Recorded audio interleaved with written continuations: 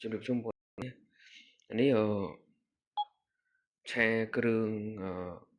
ឆ្អឹងជ្រូកខ្ចីបងប្អូនអានេះឆ្អឹងខ្ចីអាហ្នឹងយើងអាចហូបបានទេវាខ្ចីដូចឆ្អឹងបបែលយើងនៅសមុទ្រហើយអានេះខ្ញុំស្រស់វាទឹកក្តៅវាមានខ្ញីមានអីហើយវាអស់ក្លិនជ្រូកហើយសត្វសាច់បងប្អូននេះឆ្អឹងតិចមួយក្រាបរៀងសត្វសាច់ឆ្អឹងជ្រូកខ្ចី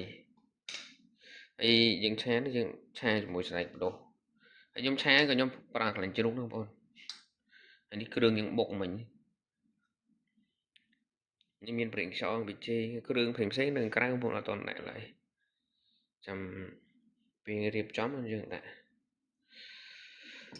ហើយចំពោះកពុកខ្លាញ់របស់ខ្ញុំនេះគឺខ្ញុំប្រើនេះបងប្អូនប្រើដៃនេះស្នាមមុតកបិតបងប្អូនវាខ្ញុំប្រើកែវកញ្ចក់អានេះវាកែវកញ្ចក់នេះវាដាក់ខ្លាញ់ដៃល្អវាអត់ផ្អួរហើយមួយយើងអត់ភ័យព្រួយខ្លាច់វាមានពពុះ plastic វាលាហើយគ្រឿងនេះគ្រឿងយើងបុកខ្លួនឯងត្បាល់ទូចមួយបងត្បាល់ថ្មទូចប្រហែលប៉ុនកូនចាននេះធំជាងតិចយើងចង់ស្លាប់ជូរគ្រឿងក៏អត់ជាបញ្ហាទេបងនេះ